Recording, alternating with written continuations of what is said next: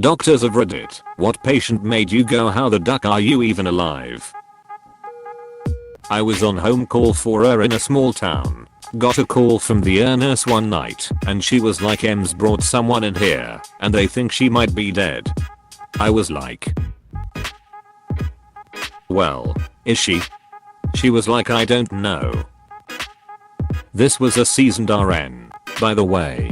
So I was like, well, guess we are treating this as a code blue kind of situation. So without any further information, I jump into my car and rush over to the hospital. Once I got there, I realized why the triage nurse was so confused. In the trauma bay lay what appeared to be skeletonized remains under a blanket.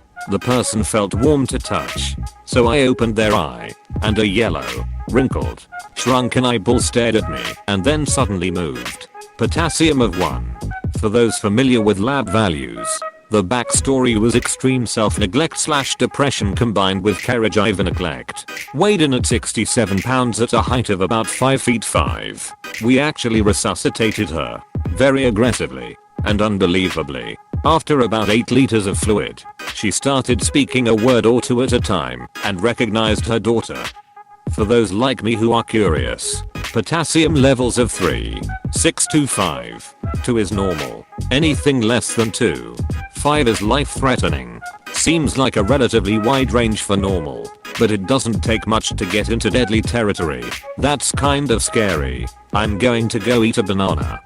I had to have 4 bags of potassium pumped into my veins once in Resus. Was the most painful thing I can remember.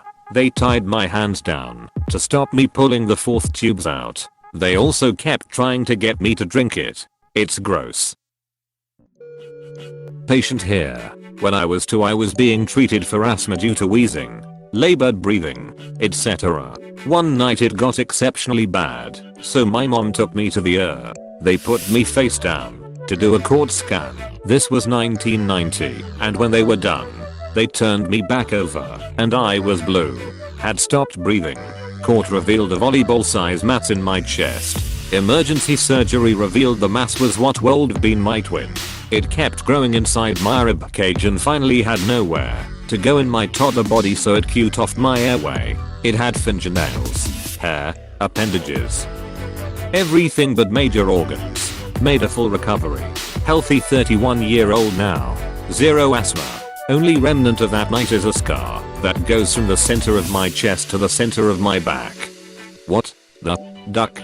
Yep, it's called fetus in fetu. A couple pictures of me before and after brain surgeries were on the front page around this time last year. The mortality rate for acute subdural hematomas is 50-90% of those who live. Approximately 20-30% regain any brain functioning. Due to the subdural hematoma, the bleeding in my skull was so severe that I also had cranial herniation. My brain tilted 5 millimeters, causing my brainstem to compress into my spinal cord. That I not only lived, but woke up and recovered well enough to go back to work / get married / travel the world / return to baseline physically is a straight up medical miracle. I'm still in touch with the neurosurgeon who was on call at the hospital that day, and he says the same thing. Wow. I went back through your posts and I'm all choked up. That's amazing. I'm sorry you had to endure something so horrible, but so thankful you could overcome it. Congratulations on your recovery and marriage. I hope things will continue to be positive. My father's doctor couldn't believe her. He didn't need to amputate his feet and he was still alive. Dad had brittle diabetes. His pancreas would kick in and out due to a congenital deformity. At 82, he had significant heart issues, including angina, enlarged heart and clogged arteries. One day, his feet went black. Not just bluish or grey, black as charcoal. Rushed to emergency. We were told they would amputate, but to say our goodbyes, Dad refused surgery. Said he'd rather be dead. At his age. Hours later, his feet were pink. We took him home that morning. Doctor actually apologized for upsetting us, but said he'd never seen anything like it. Wow. The dude just straight up refused to die, and his body was like, alright, geez, you win. Apostrophe. Queen Elizabeth has a challenger. During residency, my IQ patient had to have his chest reopened less than an hour after 6-hour open heart CABG surgery. He needed 12 units of blood. His heart massage then shocked 4 times. Cardiothoracic surgeon and the IQ operating, because no time to go back down to or, was an illicit drug abuser and alcoholic. Nurses called him the cockroach. I checked in on him for 4 weeks. He was unresponsive every day. On week 20 we had to consult and to take maggots out of his nose. I was sure he was a goner after that. Week 3 passed. No change. Week 4. Day 24 I believe. At 6 AM. He opens his eyes. I was shocked. He has a permanent tracheostomy now, but somehow is alive. How the hell did he get maggots in his nose? Edit. Wow, I really didn't expect this many comments and upvotes. Thank you everyone. I was curious as to why the fly eggs or the small maggots weren't picked up.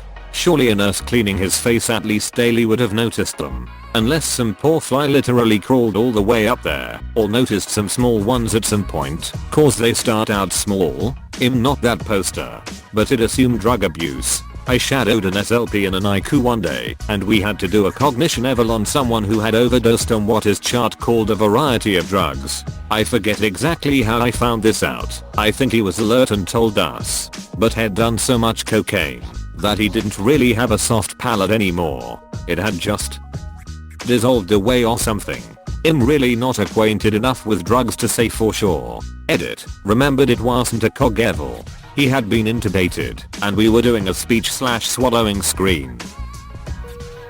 Lady in her mid-30s was in the clinic for a 1-week follow-up post-foot amputation, diabetes. She was admitted straight from the clinic because her blood glucose was 600 mg/dl. Normal is 80 to 120, and the wound was severely infected. We used super concentrated doses of insulin to bring it back to the 200s.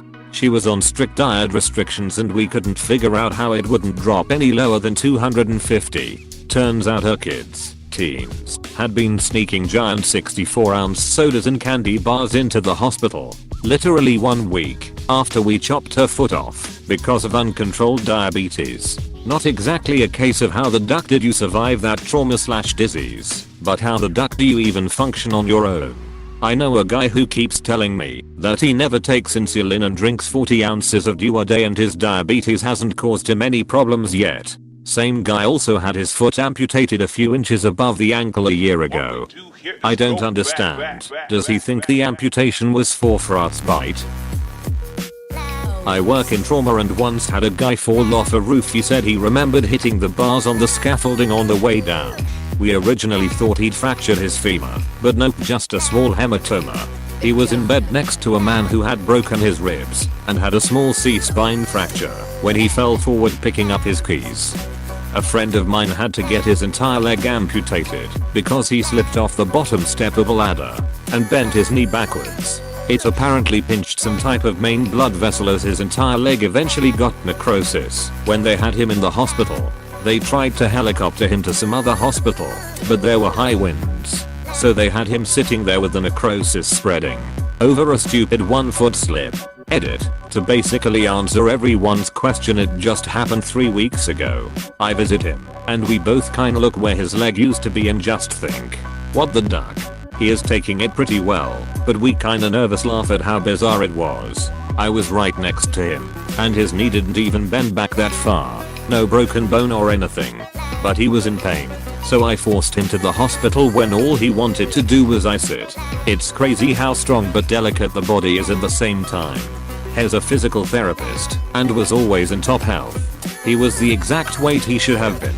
While he was in surgery, the doctors told his family that he had the possibility of not making it. When they called me, I couldn't comprehend how on earth that could be possible. Then they said he would live, but the entire leg had to go. But like I said, he is taking it fairly well. We played E&D, so I joked to him. He rolled an @1 on acrobatics. Another thing to stress about. Awesome. As a med student on my emergency rotation, I had a guy brought in who had fallen off a 7th or 8th floor balcony and landed on his head, essentially door, and we couldn't get a blood pressure when he got to the hospital. As a student, my job was to basically stand to the side and squeeze the bajillion bags of blood that went into this dude.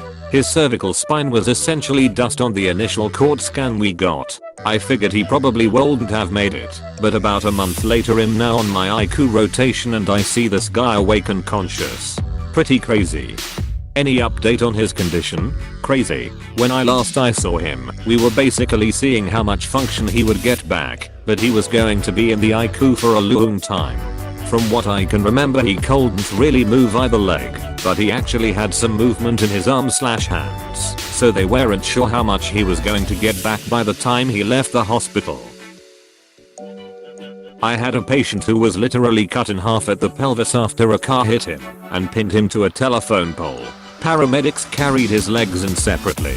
He was wide awake and talking to me as we quickly put in a central line, and he got all the bleeders ligated by like 5 different surgeons. He declined pain meds repeatedly. What a legend. He was in the OR 5 minutes later. Luckily this was at a major academic center with an exceptional trauma surgery team. Apparently the guy lived. Not sure what his quality of life was after, but pretty crazy. What is the reasoning for denying pain meds? Or he was in shock and had gone completely numb. I've never had my legs cut off. And sweet Jesus, I hope I never do. I have had several broken bones that I didn't feel. I assume it was shock related, like the accident happened, and I look down and see bones sticking out of my arm. Didn't hurt until a few days later, but even then it was just a delay. I can remember taking a few Tylenol, but that was it. We had a guy with a major aortic dissection one night. From the bedside ultrasound, he looked like he had already bled out. He had some chest pain, but he was alert and oriented, and we were shocked he was even still alive.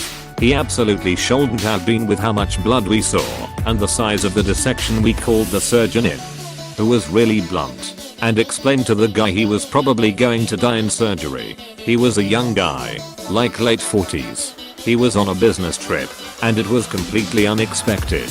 He kept trying to call his wife, but it was like 2 AM and she wasn't answering. He just wanted to talk and tell her goodbye. It was actually pretty devastating to watch. Meanwhile, he's so coherent and alert, as if he isn't actively bleeding out and dying.